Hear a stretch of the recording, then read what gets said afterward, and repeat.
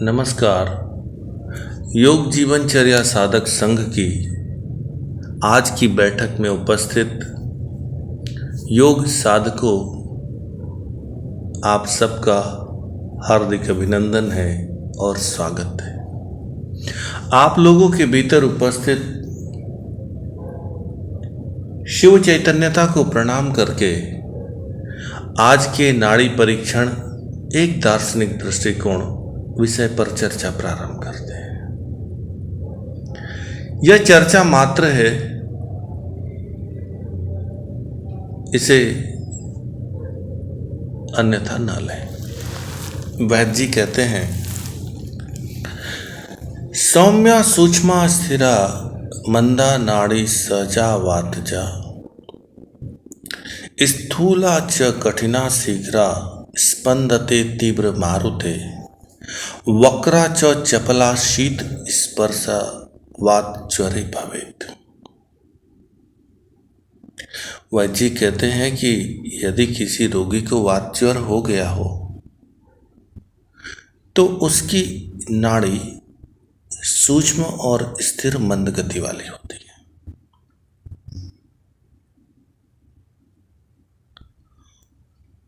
यदि तीव्र वायु के द्वारा अर्थात वायु का प्रकोप बढ़ गया हो तब रोगी की नाड़ी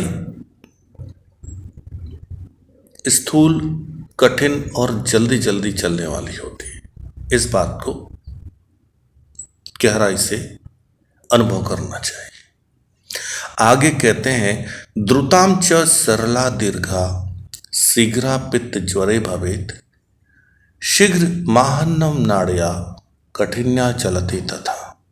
अब यदि किसी रोगी को पित्त का ज्वर है अर्थात पित्त के कारण बुखार आया हुआ हो तब क्या हो सकता है, तब उस रोगी की जो नाड़ी है वह सरल भी होती है और कठिन भी होती है, अर्थात नाड़ी फटकते हुए चलती है।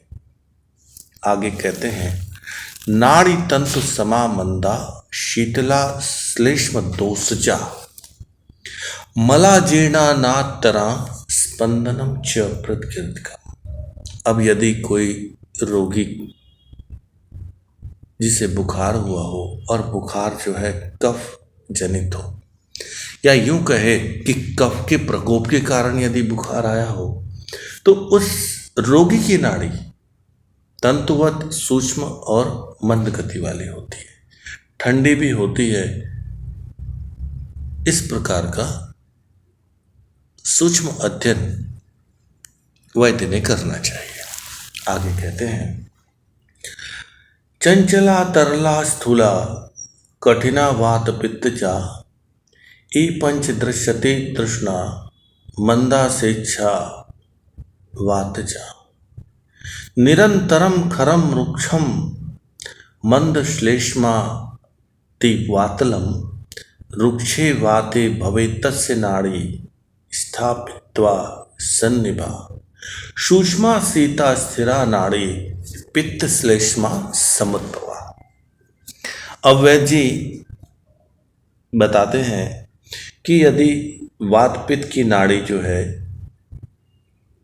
वह स्थूल और कठोर होती है, वात कफ की नाड़ी गर्म और मंदगामिनी होती है, और यदि किसी नाड़ी में किंचित मात्र कफ और अधिक मात्रा में वात होता है तो उस रोगी की जो नाड़ी है वह खर और रुक्ष होती है। अब यदि किसी रोगी की नाड़ी में वायु का अधिक प्रकोप हो जाए तो उसकी नाड़ी वक्राकार होती है, और अंत में कहते हैं, पित्त कफ यदि किसी रोगी को है तो उस रोगी की नाड़ी सूक्ष्म, शीतल और मंद वेग वाली होती है। ऐसा वैद्य ने गहनता से अनुभव करना चाहिए और सूक्ष्मता से जानना चाहिए। आगे कहते हैं, मध्य करे वहन नाड़ी यदि संतापिता ध्रुवम तदानुनम मनुष्यस्य रुधिरा पूरिता मला। आगे के श्लोक में वैद्य जी कहते हैं कि यदि किसी रोगी के शरीर के रक्त में कोई दोष उत्पन्न हो गया हो तो उस रोगी की नाड़ी कैसे चलेगी। शरीर में उपस्थित रक्त में दो प्रकार के मल आ सकते हैं।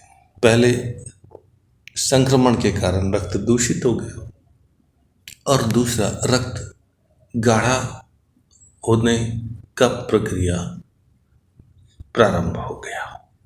कहते हैं कि मध्य उंगली के निमेष स्थल में नाड़ी तड़पती हुई चले तो रक्त के प्रकोप को जान लेना चाहिए। आगे वैद्य कहते हैं भूत ज्वरे सेक इवात वेगात धावंती नाड़ियों ही यथाप्ति कामा। यदि किसी रोगी को भूत ज्वर है, भूत ज्वर अर्थात भय के कारण कोई रोग हुआ हो और भय के कारण यदि बुखार चढ़ गया हो तो ज्वर आ गया हो तो उस रोगी की नाड़ी बिल्कुल समुद्र में मिलने वाली नदी के समान होती है, अर्थात बड़ी वेगवान गति से चलती है। इस बात को जानना चाहिए। आगे कहते हैं एका ही केन कंचन प्रदुरे क्षणांत गामा विषम ज्वरेण द्वितीय के वाथ तृतीय तुर्ये गच्छन्ति तप्त ब्रह्मव्रत क्रमेण। आगे कहते हैं एक ही ज्वर में नाड़ी सरल मार्ग को त्याग कर क्षण क्षण पार्श्वगामी होती है। द्वितीय तृतीय और चतुर्थ विषम ज्वर में नाड़ी जो है उष्ण होकर के और तेज गति से चलती है। ये दो भेद वैद्य को गहराई से जानना चाहिए। आगे कहते हैं उष्ण वेग धरा नाड़ी ज्वर कोपे प्रजायते उद्वेग क्रोध कामेश भय चिंता श्रमेश च भवेत क्षीण गति नाड़ी ज्ञातव्या वैद्य सत्तमय। वैद्य जी कहते हैं कि नाड़ी देखते समय शरीर के रोग के साथ साथ भावनात्मक रोग का परीक्षण भी करना चाहिए। और भावनात्मक रोगों की नाड़ियां किस प्रकार चलती है। यदि किसी रोगी की नाड़ी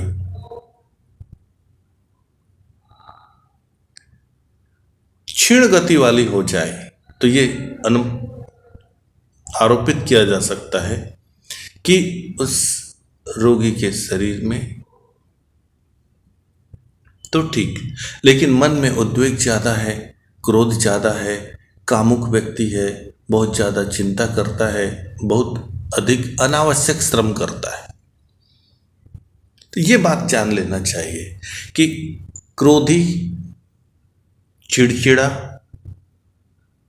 कामुक, चिंतायुक्त और मूर्खतापूर्ण काम करने वाला व्यक्ति, अनावश्यक श्रम करने वाला व्यक्ति यदि कोई होगा तो उसकी नाड़ी जो है बिल्कुल क्षीण गति से चलती रहेगी। यह बात जानना चाहिए। आगे वैद्यराज कहते हैं व्यायामे भ्रमणे चैव चिंताया श्रम शोकता नाना प्रभाव गमना सिरा गच्छति विश्वरे। अर्थात व्यायाम करके आया हुआ रोगी, अत्यधिक चल करके आया हुआ रोगी, अत्यधिक चिंता करने वाला रोगी, अत्यधिक शोक में डूबा हुआ रोगी या अत्यधिक ज्वर वाला रोगी, इनकी नाड़ी अलग अलग प्रभाव को बताती है, यह जानना चाहिए। आगे कहते हैं अजीर्णे तु भवेन नाड़ी कठिना परितो जड़ा प्रसन्ना तो दुता शुद्धा त्वरिता च प्रवर्तते। अब यदि किसी रोगी को आम जीर्ण और पका जीर्ण है, अर्थात किसी व्यक्ति को पाचन तंत्र से संबंधित कोई रोग हो, तो इन दोनों स्थितियों में रोगी की नाड़ी कठोर होती है, ये जान लेना चाहिए, और शीघ्र वेग वाली भी होती है। आगे कहते हैं पका जीर्णे पुष्टहीना मंद मंद वही चढ़ा अस पूर्णा भवेत कोष्ण गुरुवी सामा गरियसी।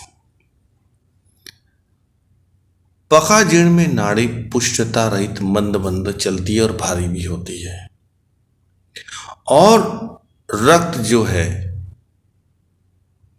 बहुत तेज गति से चलता है। और आम वात की नाड़ी भारी होती है, लेकिन उतनी गर्म नहीं होती है जितनी कि पकावात की होती है। आगे कहते हैं लघ्वी भवती द्विता ग्रेस्तथा वेगवती मता मंदाग्ने क्षीण धातुब्ध नाड़ी मदन तरा भवेत मंदे अग्नौ क्षीणताम याति नाड़ी हंसाकृति स्थिता। अब वैद्य जी कहते हैं कि कुछ रोगी ऐसे भी आते हैं जिनकी नाड़ी हंस के गति के समान मंद मंद चलती है, और ऐसे रोगियों को धातु संबंधी रोग होते हैं, जठराग्नि संबंधी रोग होते हैं, यह कहा जा सकता है। आगे वैद्यराज जी कहते हैं आमाश्रमे पुष्ट विवर्धनेन भवन्ति नाड़ियो भुज ग्रामाना आहार मंदादु वासतो वा तथैव नाड़ियो अग्र भुजाभिवृता। अब कहते हैं कि कुछ रोगियों की नाड़ी सर्प की भांति चलती है, भुजंग की भांति चलती है, या भुजंग की गति के समान होती है। तो ऐसे रोगियों के शरीर में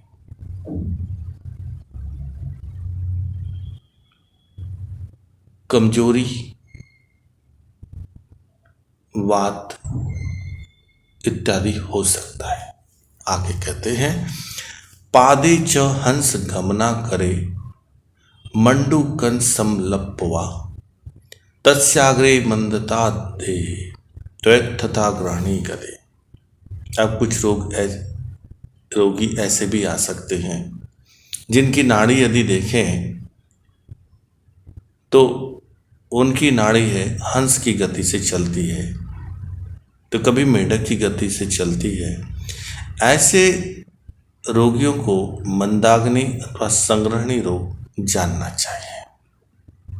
आगे वैद्य जी कहते हैं भेदेन शांता ग्रहणे गदेन निर्वीर्या रूप त्वतिसार भेदे विलंबिकायाम पुल्लंग कदाचिदामति सारे प्रतुता जड़ाच।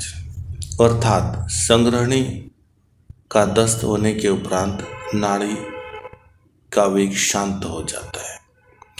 अतिसार रोग के कारण यदि दस्त हो रहे हो तो नाड़ी बलहीन हो जाती है। ये जानना चाहिए कि कभी कभी नाड़ी मेंढक या कौवे के जैसे चलती है। इस प्रकार के रोगी को जानने के लिए इनकी नाड़ी की गति बिल्कुल स्थूल और जड़वत होती है, ये जानना चाहिए। आगे वैद्यराज जी कहते हैं निरोधे मूत संक्रतो विडंग रहे त्वितराश्रिता विपूचिका विभूते च भवन्ति भेदवत् क्रमा। अब कुछ रोग ऐसे भी होते हैं जो मलमूत्र से संबंधित होते हैं, और यदि कोई रोगी है और उसके शरीर में रोग का कारण मलमूत्र इत्यादि रुकने के कारण होता है, दूषित होने के कारण होता है, तो ऐसे रोगों के लिए नाड़ी की गति मेंढक या कौवे के जैसे चलती है, ऐसा जानना चाहिए। आगे भगवान कहते हैं अनाहे मूत्र कच्छे च भवेन नाड़ी गरिष्ठिता। अर्थात जिस रोगी की नाड़ी बिल्कुल भारी चल रही हो, उस रोगी को ये कहा जा सकता है कि उसे गैस की शिकायत है, कब्ज की शिकायत है या मूत्रपिंड रोग है। और ये तभी कहा जा सकता है जब रोगी की नाड़ी का सूक्ष्मता से अध्ययन किया जाए। आगे क्या, वातेन शूलेन मरुत्पवेन सदैव वक्रा ही शिरा वहन्ति ज्वालामयी पित्त विशेषेन साध्या च शूलेन च पुष्टिरूपा। अभी वैद्य जी बताते हैं कि यदि किसी को वायुशूल है, वायुशूल से अर्थात है कि शरीर में वायु का प्रकोप बढ़ गया हो। किसी को पित्तशूल है अर्थात शरीर में अतिशय गर्मी है, और किसी को आम्रशूल है अर्थात अत्यधिक जड़ता आ गई। तो उस व्यक्ति को नाड़ी किस प्रकार से चले। आगे कहते, प्रमेह ग्रंथि रूपा सा सुप्तता त्वाम दुपेड़। जिस व्यक्ति को प्रमेह रोग हो अर्थात नाड़ी ग्रंथि गांठ के आकार की प्रतीत हो जाए, तो उसके शरीर में बहुत उष्णता भरी हुई है, ऐसा जानना चाहिए। तो नाड़ी देखते समय कभी कभी नाड़ियों में ऐसा भी अनुभव होता है कि नाड़ी में छोटी छोटी गांठ की तरह की स्थितियां बनती है, ऐसा अनुभव होता है। तो ये जानना चाहिए कि शरीर में उष्णता बहुत है, गर्मी बहुत है। आगे करें, उत्पित स्वरूपा विषारिष्ट कायाम विष्ट गुलमेन च वक्र रूपा अत्यर्थ वातेन अत्य स्फुरन्ति उत्तान भेदी समाप्ति काले। अब यह अत्यंत सूक्ष्म अध्ययन करने पर पता चलेगा कि यदि किसी रोगी को सर्प इत्यादि या किसी कीड़े ने, जीव ने, जंतु ने डस दिया हो, काट दिया हो,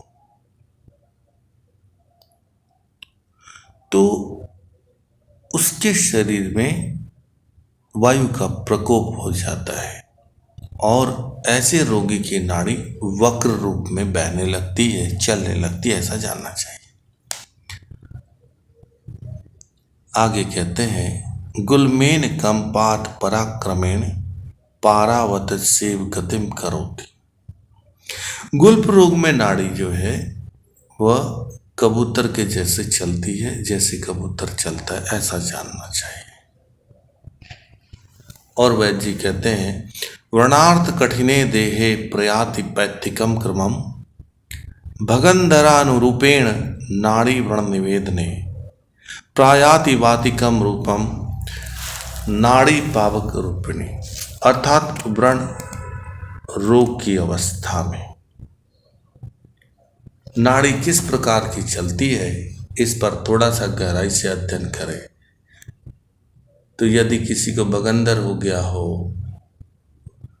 तो उसकी नाड़ी जो है अत्यंत उष्ण होती है, अर्थात जिन्हें मूल द्वार, जिसे हम मल द्वार भी कहते हैं, मल द्वार से संबंधित कोई रोग होता है तो उसकी नाड़ी अत्यंत गर्म होती, ऐसा जानना चाहिए।